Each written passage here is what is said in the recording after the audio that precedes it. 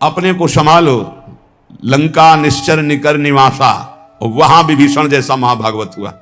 अगर भक्ति करनी है तो लंका में भी भक्ति कर ली, और अगर भक्ति में ढिलाई रखनी तो धाम में भी नहीं कर पाओगे। यहां भी बहुतायत है, बहुतायत। ये बहुत समझने का विषय है, बहुत समझने का विषय।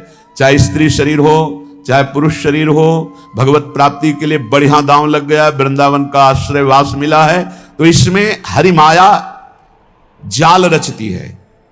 भक्ति में, धाम में, तीर्थों में ऐसा मत समझो कि भक्ति में माया का प्रवेश नहीं हो सकता। नहीं, वो भक्ति बन के आ जाएगी, भक्ति बन के आ जाएगी, सेवा का भाव प्रकट करेगी, भक्त रूप धारण करेगी, क्योंकि जानती है भक्त हैं ऐसे तो फंसेंगे नहीं। तो माया का मतलब क्या है?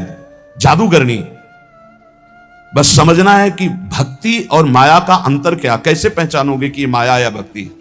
जाके संग कुमति मति उपजय करे भजन में भंग, ये माया है। चाहे वो वृत्ति हो, चाहे वो व्यक्ति हो, चाहे वो वस्तु हो, चाहे स्थान हो। जिस व्यक्ति वस्तु स्थान के संसर्ग से भगवत विस्मरण हो जाए, नियम संयम भ्रष्ट होने लगे, आपका चिंतन टूटने लगे, फौरन पकड़ो वो माया है। वो कोई भी हो, जिसके संग से संयम बने, भजन बनने लगे, नित्य दिनचर्या भागवतिक होने लगे, हमारा जीवन उज्जवल कांतिमय होने लगे, वो भक्ति है। वो चाहे किसी भी रूप में हो, वस्तु, व्यक्ति, स्थान, किसी भी रूप में। इसलिए हरि भक्ति की प्राप्ति के लिए हरि माया से बचना होगा। विवेकवान वैराग्य रूपी अस्त्र से काट के फेंक देता है, और अविवेकी इसी में डूब जाता है। बड़ी कृपा हुई, बहुत बढ़िया, जिंदगी भर तरसे हैं, अब मिल गया है खान पान भोग सामग्री, भोगो और नरक जाओ। योग से भोग और भोग से रोग, पहुंचो नरक। बहुत समझने का खेल है, बहुत समझने का। स्पष्ट कह रहे हैं, चाहे आस्ताम दुर्मति कोटिर दुश्चेष्टा कोटिरप्यास्ताम। बहुत ध्यान से सुन लो। तुम्हारी करोड़ों प्रकार की दुर्बुद्धियां रही हैं, करोड़ों प्रकार के दुष्कर्म किए हो, करोड़ों प्रकार से तुम्हारी निंदा हुई है। अब तुम वृंदावन आ गए हो, अब होश में हो जाओ तो तुम्हारे अंदर विराग प्रिया प्रीतम का प्रेम प्रकट हो जाएगा। इसमें बाधा पहुंचाने वाला क्या है? स्त्री नाम निदुष्ट नर के विणमूत्र श्लेष्म पूयाद्य पूर्णे गते पिकरणे। कान खोल के सुन लो, मलमूत्र के द्वारों में भोग की वृत्ति रखना दुर्गति पाना है।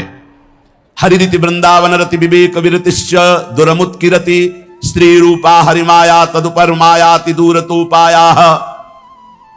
हरिरति हरिभक्ति प्राप्ति के मार्ग में चलने वालों को ये माया हरिभक्ति का रूप रख करके आती है। बहुत सावधानी की जरूरत है, बहुत सावधानी की जरूरत।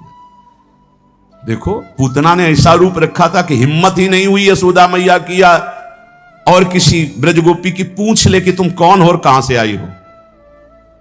सब लालजू की तरफ ही इशारा करती जाती, क्योंकि इतनी सुंदरी वैभवशाली साक्षात लक्ष्मी जी मानो आ रही, तो बोले अपने प्रीतम से मिलने जा रहे, इशारा कर दी। किसी की हिम्मत नहीं हुई। ऐसे ही जब माया किसी बड़े भक्त को छलती है, जब उत्तम साधक को छलने जाती, तो ऐसा वैसा रूप नहीं कि आप ऐसे रोक सको। हर ज्ञान, हर बात, हर उत्तर।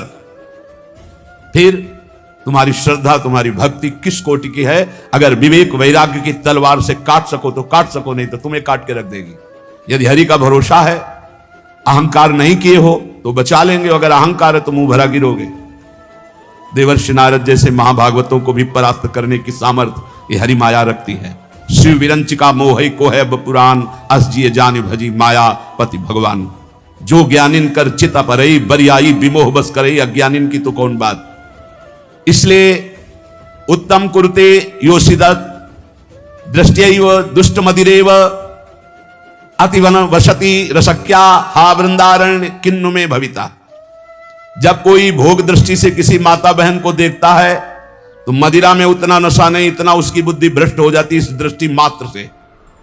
इसलिए गोस्वामी तुलसीदास जी ने कहा है, जो चाहे आपन कल्याणा सुजस सुमत शुभगति शुभ नाना शो परनार लीलार गोसाई तजौ चौथ के चंद्र किनाई। जैसे चौथ के चंद्रमा को देखने से कलंक लगता है, ऐसे ही किसी भी माता बहन की तरफ काम दृष्टि से देखोगे मरोगे, मरोगे, मरना परमार्थ से भ्रष्ट हो जाओगे, होश में हो जाए। जब बहुत तिरछी चितवन से माताओं बहनों की तरफ जो देखते हैं तो लगता है तुम समझते हो हम बड़े वीर हैं, बड़ी चतुराई से देख रहे हैं, अरे अपने नाश का रास्ता पुष्ट कर रहे हैं, उनका कुछ नहीं बिगाड़ पाओगे। वो हरि माया बलवंत भवानी, वो इतने बल से युक्त है, तुम्हारा चितवन मुस्कान सब तुम्हारे लिए ही नरक का द्वार बन जाएगी। इसलिए होश में, अरे आए हो अपना काम बनाने की, काम बिगाड़ने आए हो? जहां काम बन रहा है वही काम बिगाड़ने आए हो, तो तुम्हें विश्व में कहां ठोर मिलेगी? धाम में सत्संग में तुम इधर उधर ताक झांक करोगे। अरे तुम्हें धिक्कार है, दुनिया में ताक झांक करते हो, यहां तो अपनी तरफ झांक लो, यहां तो अपने अंदर झांको कि तुम क्या हो।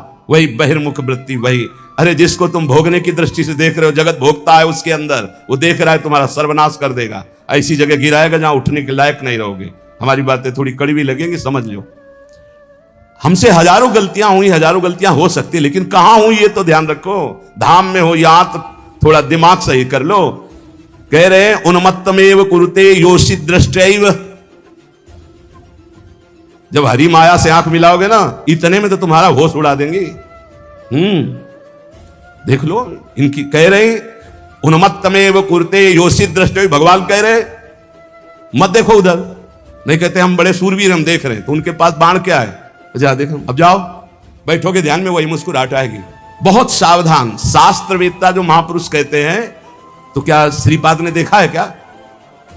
संत जन जो कहते हैं, अभी अब वो प्रक्रिया नहीं पता है, मन को जोड़ दिया तो जैसा तुम्हारे मन में चल रहा है वैसे ही पूरी अपने मन की बात कहते हुए वैसे बता देंगे। उन्मत्त में वो कुरते योषित दृष्टि दुष्ट मदिरेव।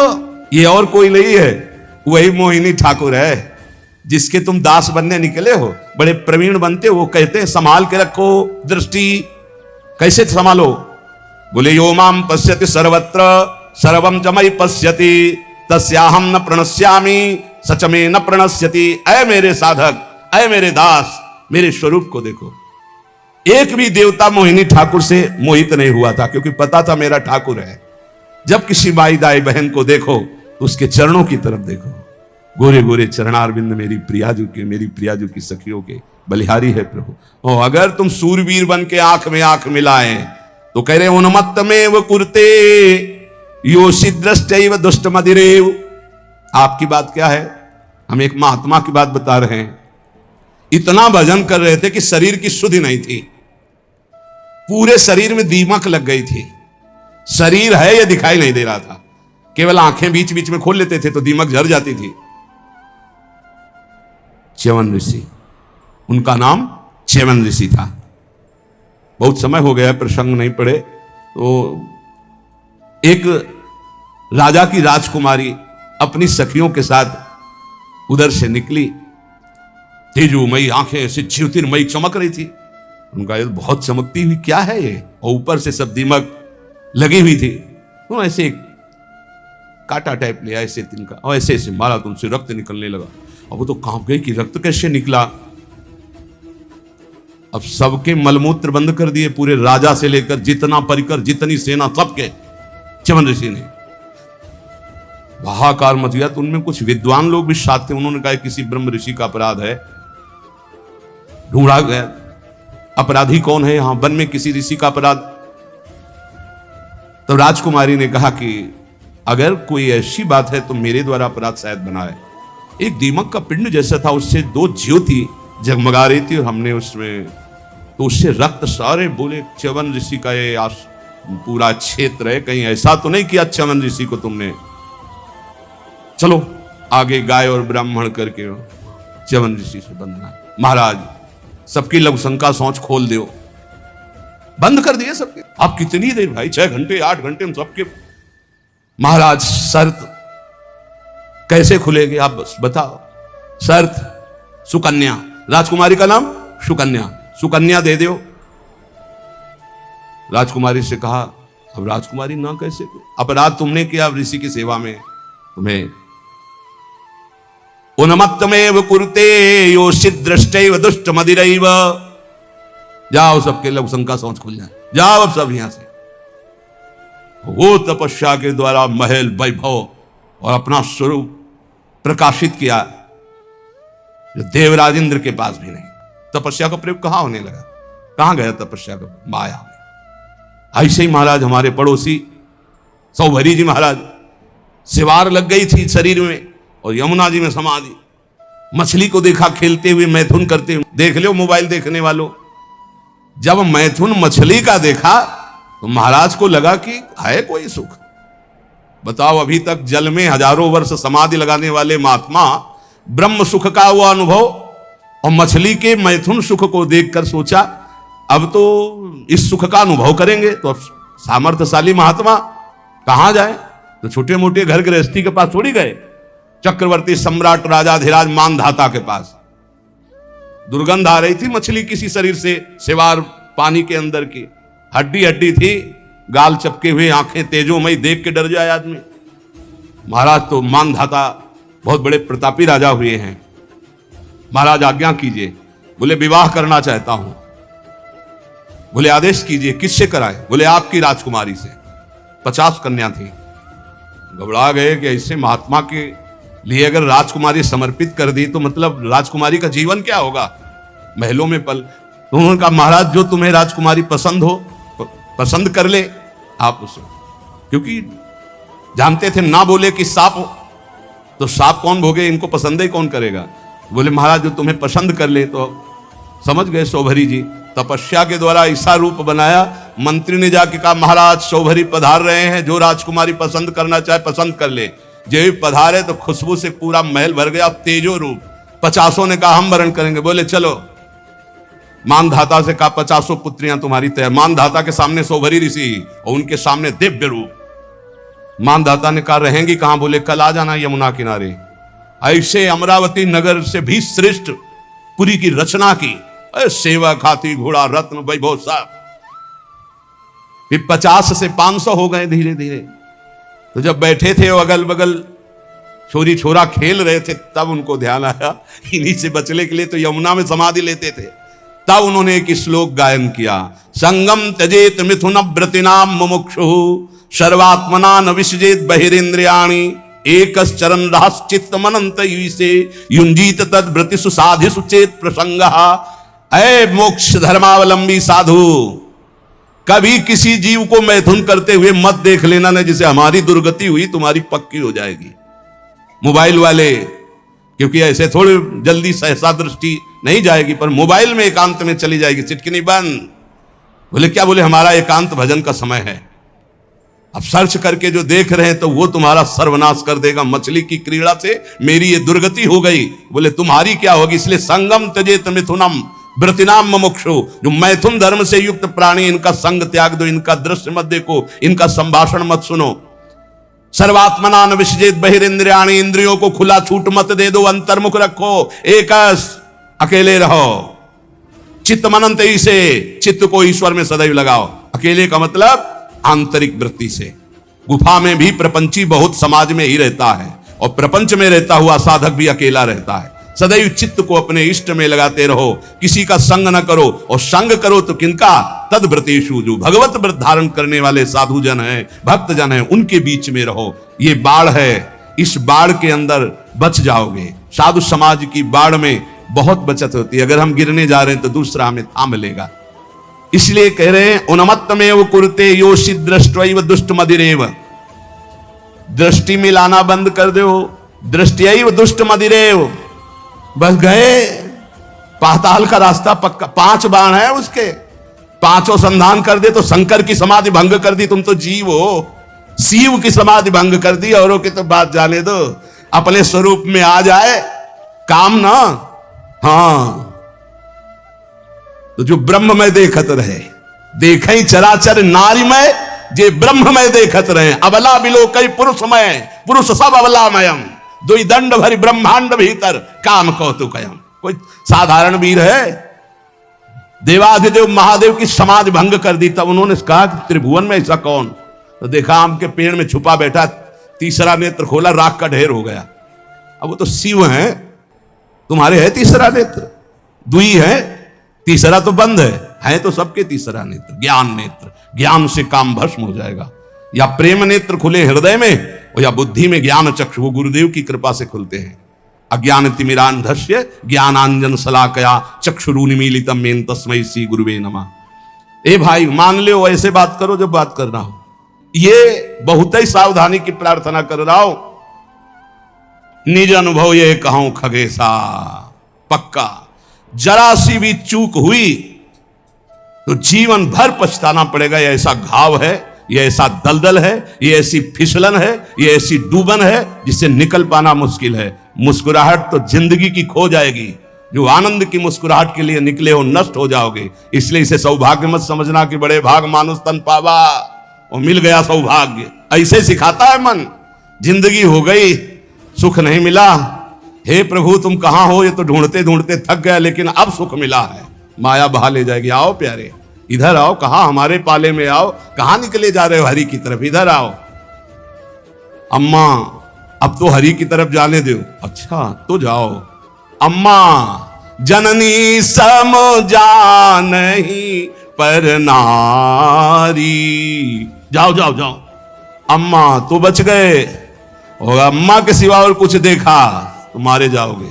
सब में मात्र भाव, जैसे अपनी सगी अम्मा को ऐसे देखो चरणों की तरफ। अतिवन सती रसक्या हा वृंदारण्य किन्नु में भविता। वृंदावन वास करना इसीलिए बहुत कठिन है। वृंदावन अब क्या उपाय हो सकता है जिसकी दृष्टि खराब हो गई है। समझ जाओ, सत्संग है, समझ जाओ। बहुत खतरनाक खेल है, इससे ज्यादा खतरनाक खेल नहीं। हाथ जोड़ के मुस्कुरा के प्रणाम करके प्रणाम करवा देंगी, ऐसी प्रबल माया है। हाथ जोड़ना पड़ेगा, घुटने टेकना पड़ेगा, रोना पड़ेगा, फिर भी क्षमा नहीं होगी। माया आती कैसे जानते हो? झुक के। और जाती कैसे? रौंद के। ये शब्द याद रखो। सौभाग्य मत मान लेना। बड़े भाग मानुष तन पावा, सुर दुर्लभ सदग्रंथन गावा। साधन धाम मोक्ष कर द्वारा, साधन धाम मोक्ष कर द्वारा। अति दुर्वारा इंद्रिय वैरिण आमर्दयंति सततम माम। बद्ध्वा बद्ध्वा त्यार्ति दकारायाम हा हरे परित्राही। ये पीड़ा देने वाली दुष्ट इंद्रियां कारागार की तरह मुझे बंदी बनाना चाहती हैं। ऐसा ही है। सब कोई देख लो अपनी अपनी इंद्रियों को। ये दुर्दांत दुश्मन इंद्रियां निरंतर पीड़ा देते हुए मुझे बंदी बनाना चाहती भोगों में। नहीं, हा हरे परित्राही त्राहि माम, ऐसे बचा जाता है। हे हरि मुझे बचा लो, मुझे इंद्रियां फंसा रही है, मुझे फंसा रही। कंदर्प शविष विषखैर निरवधिमम दह्यमानस्य। शिकारी वीणा वादन करता है हरिण पहले बुलाने के। इतना मधुर वीणा वादन साधु बन के बजाता है। हिरन बेचारे नजदीक आ जाते हैं, पास में ही धनुष बाण मारा खींच के, वही ढेर हो गया। कंदर्प शविष विषखैर, ये शरीर है वीणा का, कामदेव की वीणा वादन का शरीर का आकर्षण करके, और निरवधिमम दह्यमानस्य विषखैर, काम बाण का संधान किया, ढेर कर दिया। बड़े बड़ों को इतिहास साक्षी है। इसलिए पहले वीणा वादन से ही बचे। शरीर आकर्षण होने लगे तो त्राहिमाम, भागो भागो। अगर आपको अपना सुंदर बनाना है तो परम सुंदर श्री हरि का ध्यान करो, प्रियाजू का ध्यान करो, संयम से रहो, तब तो समझ। अच्छा, हमारी सुंदरता तभी काम की जब सुंदर शिरोमणि प्रभु हमें स्वीकार कर ले। ये मरण धर्मा शरीर दीजेंगे तो क्या करेंगे? क्या करेंगे? क्या दे देंगे मरण धर्मा? इसलिए अति दुर्वारा इंद्रिय वैरिण आमर्दयंती सततम माम। गौर से देखो तो प्रभु दिखाई देने चाहिए, अन्यथा कुछ नहीं है इनमें। कौन सा सुंदर रूप है? कहां सुंदरता है? कहां सुंदरता रह गई है? बहुत विचित्र स्वभाव। आज जो हमारे समाज का स्वरूप बिगड़ता चला जा रहा है, बुरा जरूर लगेगा, लेकिन बाबा जी हैं, अगर हमारी बात नहीं तुम्हें समझ में आएगी तो तुम्हारी हिम्मत नहीं कि कोई कहे, इसीलिए हिम्मत से कह रहे हैं। ए भाई, ये अंग प्रत्यंग ढकने के लिए है, अंग प्रत्यंग ढकने के लिए। इनकी पवित्रता, इनकी उज्जवलता, इसको आप बिखेरो मत। आपका चरित्र महान तो आपका जीवन महान हो जाएगा। इससे आप महान नहीं बन जाओगे, इससे महान नहीं बन जाओगे। नहीं, जितना पवित्रता, गांव के बड़े बूढ़े से, अब हमें तो पता नहीं, लेकिन हम अपने सामने देखा है, इतना तुरंत हो गया। बूढ़ी बूढ़ी का पानी लाना, तो घर में घुसेंगे तो ऐसे पूरा घर सावधान, एकदम ऐसे। बड़े बुजुर्ग, मर्यादाएं थी, पवित्रता थी, उसी का परिणाम राष्ट्र भक्त, भगवत भक्त, प्रेमी संतानें होती थी, चाहे बच्चा हो चाहे बच्ची हो, एक से एक उज्जवल कीर्ति वाले। आज बच्चा बच्ची ऐसे हो रहे हैं, अपने माता पिता को पीट रहे हैं, अपमानित कर रहे हैं, मनमानी आचरण कर रहे हैं, और कह दो तो ऊपर से अंकुश आ जाए। तुम होते कौन हो कहने वाले? कौन होते हो कहने वाले? कोई किसी को कह नहीं सकता। नहीं, हम इसलिए कह सकते हैं कि हम शास्त्र, संत, गुरुजन, इनका अधिकार है समाज पर, और समाज का इनके ऊपर अधिकार है। अगर हम गलत हैं तो पूरा समाज विरोध कर सकते हो, और अगर तुम गलत हो तो हम पूरे समाज का विरोध कर सकते हैं। धर्म के मार्ग का उपदेश करने वाला धर्मेश, जो धर्म गुरु पर बैठा हुआ या उपदेश करता, अगर गलत है तो पूरा समाज उसका विरोध करने का अधिकार रखती है, और अगर वो समाज को सुधारने के लिए तो पूरे समाज का विरोध करने का अधिकार रखता है। ऐसा नहीं कि 10,000 एक पक्ष में हो गलत मार्ग में तो वो अकेला ब्रह्म ऋषि 10,000 का विरोध कर सकता है। धर्मशास्त्र ऐसा आदेश करता है। आप विचार करके देखो, भगवान श्री राम जी को आदेश हुआ, तापस वेश विशेष उदासी 14 वर्ष राम बनवासी। भगवान नंगे पैर सारी, कैसी मर्यादा से सिया जी को जहां नाव पे चढ़ाना है तो सीय चढ़ाई चढ़े रघुराई। आगे जानकी जी हर व्यवस्था, हर सोच, थोड़ी सी चूक जानकी जी की तरफ से लीला विस्तार के लिए लक्ष्मण जी को उपस्थित वचन दिला के गए थे कि एक क्षण के लिए जनक नंदिनी को अकेला मत छोड़ना, पर जानकी जी ने जाओ, राम जी संकट में, दोनों का काल के भी महाकाल का संकट कौन, माता आप ऐसे वचन मत बोलो। तो उनका आप मुझे समझ में आ रहा है भगवान कोई लीला करना, ऐसे रेखा खींची और कहा मां इस रेखा को क्रॉस मत करना, इस रेखा को किसी की सामर्थ्य नहीं त्रिभुवन में कि क्रॉस करके आपको छू ले। लेकिन लक्ष्मण रेखा को पार हर समय। आप इन बातों पर ध्यान दीजिए। रामचरितमानस की कैसी पोशाक होनी चाहिए, कैसी व्यवस्था होनी चाहिए, कैसी चाल ढाल होनी चाहिए, हमारा जीवन कैसे मंगलमय हो सकता है। उस पवित्रता का ही प्रभाव था कि इतना त्रिभुवन को भयभीत कर देने वाला रावण जानकी जी के सामने नेत्र नहीं मिला सकता था, और अशोक वाटिका में जाके रखा, बार बार मनाता रहा, और जब उठाया था तो ऐसे नहीं उठाया था, सीता चरण बंदी सुख माना। हे जगत जननी, मैं जानता हूं यद्यपि मैं जो कृत्य कर रहा हूं अपने विनाश के लिए, अपने मंगल के लिए कर रहा हूं, पर मैं जानता हूं कि आप कौन हैं, इसलिए मेरा प्रणाम स्वीकार करें। और जब तक आप लंका नहीं पहुंचते तब तक हम असुरों का उद्धार होगा ही नहीं, इसलिए हम अपने उद्धार के लिए आपको ले जा रहे हैं। और ले जाकर के अशोक वाटिका में रखा था, ना कि जहां महल में और रानियां थी वहां भी रख सकता था, लेकिन नहीं, शुद्ध अशोक वाटिका में, और राक्षसियों का पहरा। और त्रिजटा जी को जानता था, वो कोई साधारण नहीं था। जिस समय खर और दूषण मारे गए, सूचना पहुंची खर दूषण मारे गए, अच्छा खर दूषण मूषम बलवंता मार सके को बिनु भगवंता, बिना भगवान के इनको कोई नहीं। भगवान आए तो भजन न होए तामस देहा, मैं राक्षसी स्वभाव का तामसिक वृत्ति का हूं, भजन तो होगा नहीं। अब कैसे इनसे, अब इनसे मन वचन कर्म से बैर करूंगा, और बैर के द्वारा परम पद प्राप्त। और ऐसा दृढ़ निश्चयी कि जब गर्दन अंतिम में कटी तो कहा राम रन हतो पचारी, श्रद्धा से लई बैर से पुकारा, कहा राम रन हतो पचारी। जिस समय जनकपुर में यज्ञ हो रही थी, धनुष यज्ञ, सब पहुंचे थे, ये भी पहुंचा, बाणासुर भी आए हुए थे, कुछ मांगलिक गुरु चर्चा हुई, क्योंकि दोनों के गुरु एक ही है, भगवान शिव। कहा आप भी तो धनुष उठाने आए? बोले नहीं, इस धनुष उठाने में कौन सी बात है, जब 20 बार कैलाश सहित भगवान शिव और पार्वती को उठा लिया तो उनका यह धनुष है। मैं धनुष उठाने नहीं आया, मैं धनुष उठाने वाले को निमंत्रण देने आया हूं। बोले कौन है यहां धनुष उठाने वाला? बोले पहले भगवान श्री राम जब विश्वामित्र जी के साथ पधारे तो रावण ने दृष्टि मिलाई और कहा ये नेह निमंत्रण नहीं दे रहा हूं, ये बैर निमंत्रण दे रहा हूं। ये धनुष आप ही भंग करेंगे, सीता जी आपको ही मिलेंगे, लेकिन मैं सीता का अपहरण करूंगा और तुम्हें रुलाऊंगा।